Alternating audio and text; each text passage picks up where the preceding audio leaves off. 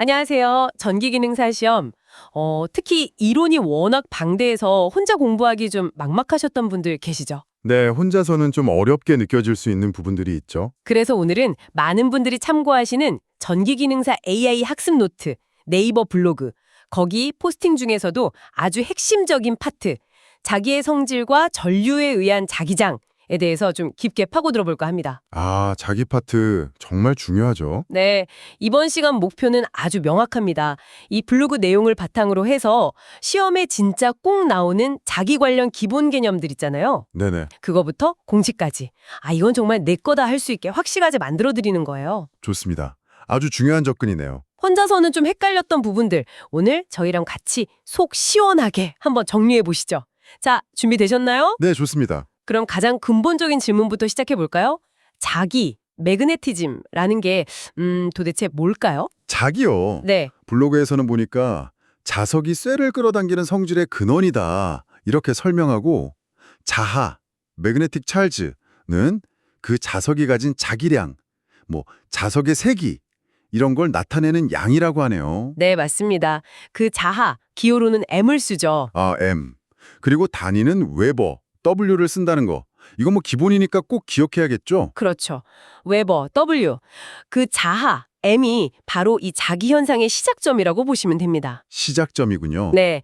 그리고 이 자하 때문에 주변 물질에 영향을 미치는 현상이 나타나는데 그 중에 하나가 바로 자기 유도, 매그네틱 인덕션입니다. 자기 유도. 아, 뭔가 유도된다는 느낌인데요. 네, 그렇죠. 예를 들어 그냥 보통 쇠 조각이었는데 자석 옆에 딱 두니까 얘가 자석처럼 변하는 거예요. 오. 이걸 자화, 매그네티제이션, 되었다 이렇게 표현하죠. 이 자화 현상 자체가 자기 유도의 결과물인 거고요. 그러니까 자기 유도는 자석이 아닌 애를 자석처럼 만드는 그런 과정이군요. 그렇죠. 그렇게 만드는 과정이죠. 블로그를 보니까 이 자화되는 정도에 따라서 물질을 크게 세 가지로 나누더라고요. 이게 또 시험에 그렇게 자주 나온다고들 하던데요. 네, 아주 중요합니다. 분류 문제로 잘 나오죠. 첫 번째가 강자성체, 철 Fe, 니켈 Na, 코발트 Co, 망간 Mn 이런 것들이죠. 이름 그대로 엄청 강하게 자화돼서 쉽게 영구자석이 될 수 있는 그런 물질들. 네, 맞아요. 그냥 자석에 아주 잘 달라붙는 물질들 이렇게 생각하시면 좀 쉬울 거예요. 네, 자석에 착착 붙는 것들. 그렇죠. 반면에 약자성체 또는 비자성체라고 부르는 것들도 있는데 얘네들은 반응이 약하거나 심지어 좀 반대로 나타나기도 해요. 반대로요? 네, 여기엔 또 두 종류가 있죠. 하나는 반자성체, 구리 Cu, 아연 Zn, 비스무트 Bi, 납 Pb 이런 애들이 대표적인데요. 구리, 아연. 네, 이 친구들은 외부 자기장이랑 반대 방향으로 그것도 아주 약하게 자화되는 특징이 있어요. 뭐랄까, 자석을 갖다 대면 오히려 살짝 밀어내는 듯한 그런 성질을 보이죠. 오, 반대 방향이라니 신기하네요. 그럼 나머지 하나는 상자성체겠군요. 맞습니다. 상자성체. 알루미늄 Al, 산소 O, 백금 PT 이런 것들. 이건 강자성체처럼 외부 자기장하고 같은 방향으로 자화되긴 하는데 그 세기가 훨씬 약하다 이 말이죠. 네, 그렇죠. 방향은 같은데 약하게. 그럼 정리해보면 강자성체는 아주 세게 같은 방향, 상자성체는 약하게 같은 방향, 그리고 반자성체는 약하게 반대 방향. 어때요? 이렇게 기억하면 될까요? 오, 아주 좋습니다. 그렇게 방향이랑 세기를 같이 기억하는 게 중요해요. 단순히 분류 이름만 외우는 것보다 훨씬 낫죠. 네네. 왜냐하면 이 특성 차이가 실제 전기기기 설계할 때 그대로 반영되거든요. 실제 설계예요. 네, 예를 들어서 변압기나 모터의 그 철심, 코어라고 하죠. 거기에는 당연히 강자성체를 써야 자기 효과를 최대로 끌어올려서 효율을 높일 수 있겠죠. 그렇죠. 자석 효과가 커야 하니까. 반대로 자기장 영향을 좀 피해야 하는 부분, 최소화해야 하는 부분에는 반자성체나 상자성체를 쓰는 걸 고려해 볼 수 있고요. 이게 다 재료 선택의 기본 원리가 되는 셈입니다. 그렇군요. 이 재료의 자기적 성질이라는 게 기기 성능하고 완전 직결되는 거네요. 바로 그거죠. 그럼 이제 자석들끼리 서로 밀고 당기는 힘, 이 힘에 대해서 이야기해 볼까요? 쿨롱의 법칙, 쿨롱즐로 이게 이걸 설명해 주던데 보니까 전기력에서의 쿨롱 법칙하고 상당히 유사하더라고요. 네, 형태가 아주 비슷하죠. 핵심은 두 자극의 세기, 아까 말한 M이죠. M1, M2. 이걸 곱한 값에 비례하고 둘 사이 거리 R의 제곱에는 반비례한다. 즉, 자극이 셀수록 또 거리가 가까울수록 힘이 그냥 커지는 게 아니라 기하급수적으로 강해진다 이거죠. 맞습니다. 정확해요. 그런데 그 힘의 정확한 크기를 알려면 그 자석 주변의 공간 있잖아요. 또는 그 공간을 채우고 있는 물질. 이게 자기적에 얼마나 영향을 미치는지를 고려해야 해요. 아, 주변 환경도 중요하다. 네. 여기서 등장하는 개념이 바로 투자율, 퍼미어빌리티, 기호로는 그리스 문자 뮤를 사용하죠. 투자율 뮤. 네. 이름 그대로 자기력선, 그러니까 자석이 얼마나 잘 투과할 수 있는지를 나타내는 정도다. 이렇게 생각하시면 좀 편해요. 자석이 통과하는 정도? 그렇죠. 근데 이걸 비교하려면 기준이 있어야 하잖아요. 그래서 진공 상태를 기준으로 삼는데 이 진공 중의 투자율 뮤 제로 값은 딱 정해져 있어요. 상수값인데 4파이 곱하기 10의 마이너스 7승 HM이라는 값입니다. 여기서 HM은 헨리 퍼 미터라고 읽고요. 헨리 퍼 미터. 뮤 제로는 상수값이군요. 4파이 곱하기 10의 마이너스 7승. 네, 이건 그냥 외워야 하는 값이죠. 아, 그러면 기준이 되는 진공 투자율 뮤 제로가 있고 다른 물질들은 이 진공에 비해서 얼마나 자속을 더 잘 통과시키는지 이걸 비교하는 거군요. 그렇죠. 블로그에 보니까 비투자율이라는 게 나오던데 이게 바로 그 비교값이겠네요. 정확합니다. 바로 그거예요. 뮤 S는 뮤 나누기 뮤 제로. 그래서 단위는 없고 그냥 비율만 나타내는 숫자죠. 아, 비율, 뮤 S. 네, 이 비투자율 뮤 S 값이 앞에서 우리가 분류했던 자성체의 성질을 그대로 보여줍니다. 오, 어떻게 보여주죠? 강자성체는 이 뮤 S 값이 1보다 훨씬 크죠. 뮤 S가 거의 1보다 크다고 자속을 엄청나게 잘 통과시킨다는 뜻이에요. 네네. 상자성체는 뮤 S가 1보다 약간 크고 NBO135. 반자성체는 오히려 1보다 작습니다. 뮤 S 작다 1보다. 자속 통과를 약간 방해하는 느낌이죠. 아하, 그럼 결국 어떤 물질의 실제 투자율 뮤는 그 기준값인 진공 투자율 뮤 제로에다가 그 물질의 비투자율 뮤 S를 곱해서 구하는 거군요. 뮤는 뮤 제로 뮤 S HM. 네, 바로 그겁니다. 이 투자율 뮤 값이 쿨롱의 법칙 공식에 포함되어서 최종적인 힘의 크기를 결정짓게 되는 거죠. 아, 그래서 물질이 달라지면 같은 자극, 같은 거리라도 힘의 크기가 달라지는 이유가 바로 이 투자율 때문이군요. 그렇죠. 매질의 영향이죠. 자, 이제 자기력이 미치는 공간, 자기장, 매그네틱 필드로 넘어가 보겠습니다. 뭐 자개, 정자장, 자장 여러 이름으로 불린다고 하는데요. 눈에 보이지는 않지만 자석 주변에 뭔가 힘이 작용하는 영역이 있다, 이런 거죠. 네, 맞아요. 힘이 미치는 공간. 그럼 이 자기장의 세기는 어떻게 표현하나요? 얼마나 센지. 좋은 질문입니다. 자기장의 세기, Intensity of Magnetic Field, 기호로는 H를 쓰는데요. 이건 그 공간이 자기적으로 얼마나 강한지를 나타내는 척도라고 보시면 돼요. 네, H. 정의는 조금 추상적일 수 있는데 자기장 내의 한 점에 플러스 1 웨버짜리 단위 자하를 딱 놓았을 때 그 자하가 받는 힘의 크기, 그걸로 정의합니다. 플러스 1 웨버짜리가 받는 힘. 네. 그래서 단위는 ATM, 암페어 턴 퍼 미터 또는 NWB, 뉴턴 퍼 웨버를 써요. 단위가 두 개네요. ATM과 NWB. 네. 근데 이게 같은 의미라는 것도 알아두시면 유용합니다. 물리적으로 같은 차원이에요. ATM은 보통 이제 전류가 자기장을 만들 때 주로 쓰는 단위고 NWB는 자하가 받는 힘의 관점에서 볼 때 쓰는 단위인데 결국 같은 세기를 나타내요. 그렇군요. 단위는 두 가지지만 같은 거다. 그럼 특정 지점의 자기장 세기 H는 어떻게 계산할 수 있나요? 블로그 공식을 보니까 진공 중에서 MWB 자극으로부터 R미터 떨어진 지점의 H는 1, 4파이 뮤지로 R제곱분의 M, ATM미터 이렇게 되어 있던데요. 네, 맞습니다. 근데 이 공식 아까 쿨롱의 법칙 힘 F 공식이랑 엄청 비슷하게 생겼는데요. F 공식에서 자화 하나, M2만 삔 모양인데요. 이야, 예리하시네요. 바로 그 관계입니다. 기가 막히게 보셨어요. 아, 진짜요? 네. 자기장의 세기 H라는 게 정의 자체가 단위 자하 플러스 1웨버가 받는 힘이니까 쿨롱의 힘 공식 F는 4파이 뮤제로 R제곱 곱하기 M1, M2. 여기서 M2 자리에 그냥 1웨버를 넣은 것과 똑같죠. 아하. 그래서 그 관계를 아주 명료하게 보여주는 공식이 바로 F는 MH. F는 MH, 힘은 자화 곱하기 자기장 세기. 네. 자기장의 세기가 H인 곳에 MWB의 자극을 놓으면 받는 힘 F는 그냥 둘을 곱하면 끝난다는 거죠. 이 공식 정말 중요합니다. 아, F는 MH? 네. 시험 문제에서 자기장 세기를 주거나 구하라고 하고 힘을 묻거나 아니면 반대로 힘이랑 자극 세기를 주고 자기장 세기를 묻는 경우가 아주 많거든요. 이건 뭐 반드시 숙지해야 할 핵심 공식 중 하나라고 할 수 있습니다. F는 MH. 알겠습니다. 꼭 기억해야겠네요. 그럼 눈에 보이지 않는 이 자기장, 이걸 좀 더 직관적으로 이해할 방법은 없을까요? 왜 없겠어요? 있죠. 바로 자기력선입니다. 자기력선, 들어본 것 같아요. 네.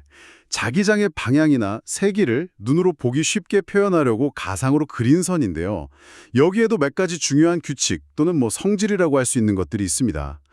이것도 시험에 자주 등장하니까 잘 들어보세요. 네. 첫째, 자기력선은 항상 N극에서 나와서 S극으로 들어갑니다. 자석 외부에서는요. N에서 나와서 S로. 네. 둘째, 이 선들은 마치 고무줄처럼 스스로 오그라들려는, 수축하려는 장력이 있고요.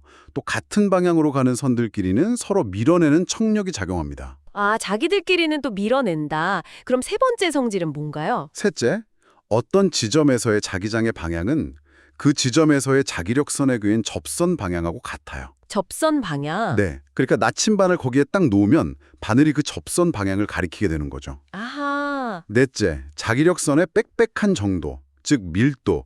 이게 그 지점의 자기장 세기 H를 나타냅니다. 선들이 막 촘촘하게 모여 있으면 자기장이 강한 거고 좀 듬성듬성 떨어져 있으면 약하다는 뜻이죠. 네네, 촘촘할수록 세다. 마지막 다섯째, 자기력선은 절대로 서로 만나거나 교차하지 않습니다. 교차하지 않는다. 네. 만약에 교차한다면 그 한 지점에서 자기장 방향이 두 개가 된다는 이상한 상황이 되잖아요. 그럴 순 없으니까요. 와, 이 5가지 성질만 알아도 자기장의 모습이 대략 머릿속에 그려지네요. N극에서 뿜어져 나와서 S극으로 빨려 들어가는데 서로 막 밀어내면서 가다가 그 접선 방향이 그 지점의 자기장 방향이고 촘촘할수록 강하다. 그렇죠. 그렇게 이미지로 기억하면 좋습니다. 블로그에 가우스의 정리라는 것도 있던데 이건 자기력선하고 관련이 있는 건가요? 네, 아주 밀접한 관련이 있습니다. 가우스 정리는 어떤 임의의 닫힌 공간을 우리가 상상했을 때 그 공간 표면을 통해서 들어오고 나가는 자기력선의 총 개수, 정확히는 자속인데요. 그 총량이 그 공간 내부에 있는 총 자하량 M에 의해서 결정된다는 법칙입니다. 내부 자하량이 중요하다. 이 뮤게다 이렇게 말합니다. 여기서 뮤는 그 공간을 채운 물질의 투자율이고요. 결국 내부 자하가 자기력선을 만들어내는 근원이라는 걸 정량적으로 보여주는 정리죠. 아, 가우스 정리? 알겠습니다. 자, 이제 자속 매그네틱 플럭스와 자속밀도 매그네틱 플럭스 덴시티 개념으로 넘어가 볼게요. 이 둘도 이름이 비슷해서 좀 헷갈리더라고요. 네, 많이들 헷갈려 하시죠. 블로그 설명에 따르면 자속, 기호는 파이를 쓰던데 이건 물질의 종류, 즉 투자율 뮤하고는 관계없이 그냥 M 웨버 자하에서는 무조건 M개의 자기력선 사발이 나온다고 약속하는 개념이다. 이렇게 설명하던데요. 네, 맞아요. 그렇게 이해하시면 됩니다. 단위도 자하랑 똑같이 웨버를 쓰고요. 네, 자속 파이는 자기력선의 총 묶음 또는 다발의 양이다. 이렇게 생각하면 이해가 좀 편하실 거예요. 자기력선 자체는 그 매질의 투자율 뮤에 따라서 퍼져나가는 정도가 달라지지만 자속이라는 양은 그 근원이 되는 자하 M에만 의존하는 양으로 딱 정의를 한 거죠. 뭐 자기력선의 총 개수와 비슷한 개념으로 받아들이시면 됩니다. 아, 총량 개념 파이. 그렇죠. 반면에 자속밀도 B는 이름 그대로 이 자속 다발이 얼마나 촘촘하게, 즉 밀도 높게 분포하는지를 나타냅니다. 기호는 B를 사용하고요. 밀도 B. 네. 정의는 자속의 방향의 수직인 단위 면적, 그러니까 1제곱미터당 통과하는 자속의 양, 파이입니다. 아하, 그러니까 자속 파이는 총량이고 자속 밀도 B는 단위 면적 당 양이군요. 네, 그렇죠. 그럼 계산은 뭐 간단하겠네요. 면적 A미터 제곱에 총 자속 파이 WB가 수직으로 지나간다면 자속 밀도 B는 그냥 나누면 되니까 B 이퀄 A분의 파이. 단위는 WBM 제곱이 될 거고요. 맞습니다. 블로그 보니까 이걸 특별히 테슬라 T라고 부른다고 하던데요. 유명한 과학자 이름이죠. 그렇습니다. 니콜라 테슬라의 이름을 딴 거죠. WBM 제곱과 T는 같은 단위를 나타냅니다. 그리고 여기서 자기장을 이해하는 데 있어서 정말 결정적으로 중요한 관계식이 등장합니다. 뭔가요? 바로 자속 밀도 B와 앞서 배운 자기장의 세기 H 사이의 관계, B 이퀄 뮤 H입니다. B 이퀄 뮤 H. 아까 투자율 뮤가 또 나오네요. 네. 이 식의 의미를 잘 생각해 보세요. 자기장의 세기 H는 어떤 원인, 자하나 전류 같은 것에 의해서 공간에 자기적인 힘이 미치는 정도를 나타낸다고 했죠. 네, 그랬죠. 거기에 그 공간을 채운 물질의 투자율 뮤를 곱하면 그 결과로 실제로 나타나는 자속의 밀도 B가 된다는 겁니다. 뮤를 풀어 썼으면 B 이퀄 뮤제로 뮤 SH WBM 제곱가 되죠. B 이퀄 뮤 H. 그러니까 같은 자기장 세기 H를 가해도 투자율 뮤가 큰 물질 속에서는 자속 밀도 B가 더 높아진다는 뜻이네요. 그렇죠. 이야, 아까 강자성체 뮤 S가 무한히 큰 속에서 자속이 훨씬 촘촘하게 모이는 이유가 바로 이 관계식 때문이었군요. 바로 그거죠. 이 B 이퀄 뮤 H 관계식은 전자기학 전반에 걸쳐서 매우 기본적이면서도 중요한 역할을 합니다. 자기장과 관련된 거의 모든 현상을 설명하고 계산하는데 기초가 된다고 할 수 있죠. 그렇군요. 비투자율 뮤S가 큰 강자성체가 왜 변압기나 모터의 핵심 재료로 쓰이는지를 아주 명확하게 보여주는 식이기도 하고요. 네, 이제 확실히 연결이 되네요. 이제 거의 다 왔습니다.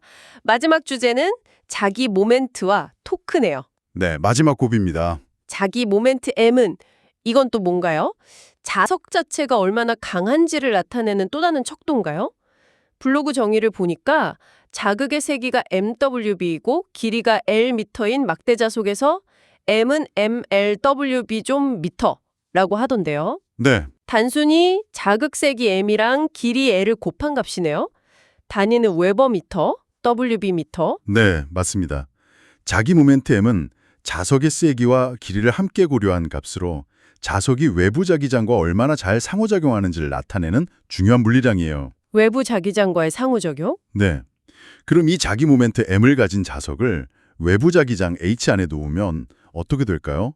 그냥 가만히 있을까요? 자적이니까 N극은 자기장 방향으로 힘을 받고 S극은 반대 방향으로 힘을 받을 테니 회전하지 않을까요? 빙글 돌 것 같은데요? 맞습니다. 정확해요.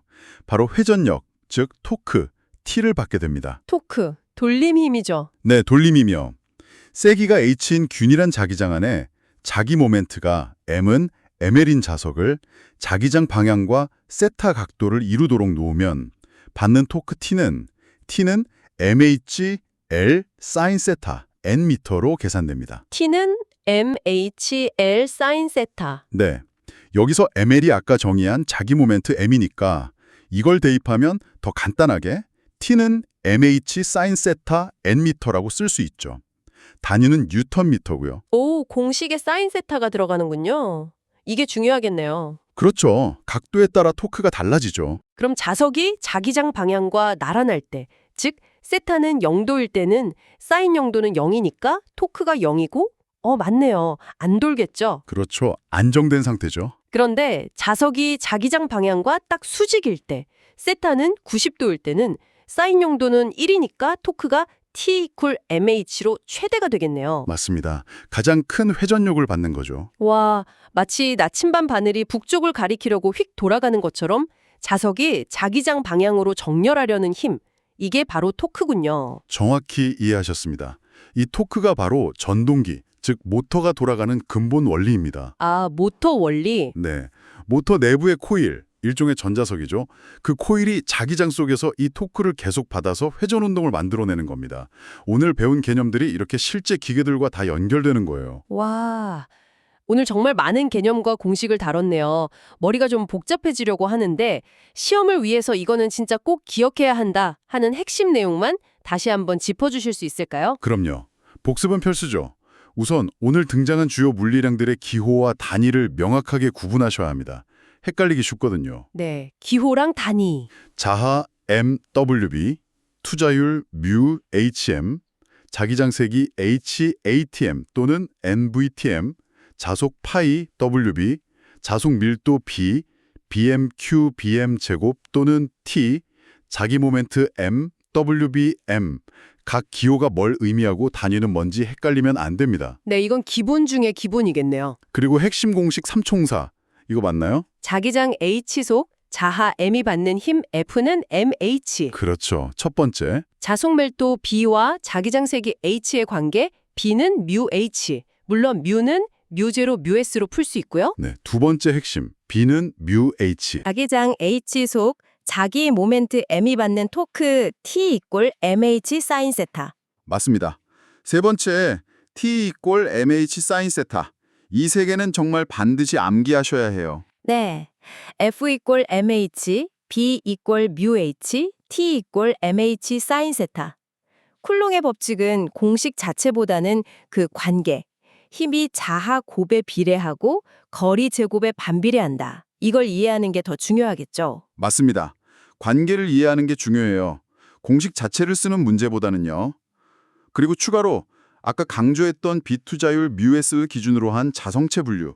아, 강자성체, 상자성체, 반자성체. 네, 강자성체는 μS 거의 1, 상자성체는 μS 1, 반자성체는 μS 작게 1. 이 특징이랑 대표 물질들 기억해야 하고요. 마지막으로 자기력선의 5가지 성질도 객관식 문제 단골 손님이니 꼭 다시 한번 확인해 보세요. 네, 알겠습니다. 오늘 이렇게 쭉 훑어보니까 자기 현상이라는 게 결국 그 자하 M에서 시작해서 힘, F, 공간, 자기장 H, 물질, 투자율, μ, 그리고 그 결과로 나타나는 현상들, 자속 파이, 자속 밀도 B, 토크 T, 이게 다 연결되는 하나의 큰 이야기 같네요. 이야, 훌륭한 통찰입니다. 바로 그거예요. 그렇게 개념들을 서로 연결해서 큰 그림으로 이해하는 것이 정말 중요합니다. 단순히 공식을 외우는 것을 넘어서서 왜 투자율이라는 게 중요한지, 자기장세기와 자속밀도는 뭐가 다른 건지, 또 이런 개념들이 우리가 쓰는 전기기기의 작동 원리로 이어지는지 이걸 스스로 한번 설명해보는 연습을 하시면 학습 효과가 훨씬 클 겁니다. 네, 설명하는 연습 좋네요.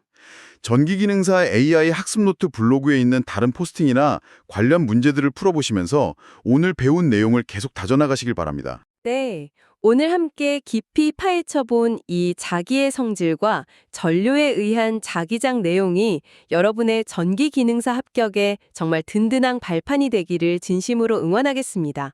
포기하지 않고 꾸준히 하시면 분명 좋은 결과 있을 거예요. 네, 응원합니다.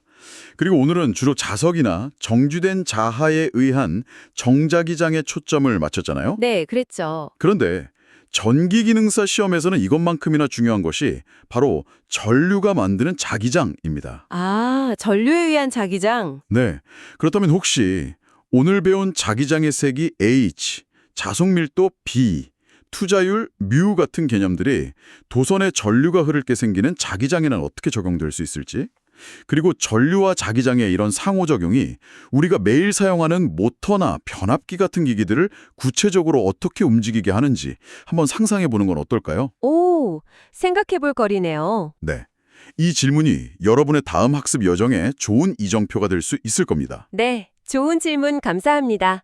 오늘 심층 분석에 함께해 주셔서 정말 감사합니다. 여러분의 빛나는 합격을 응원하겠습니다.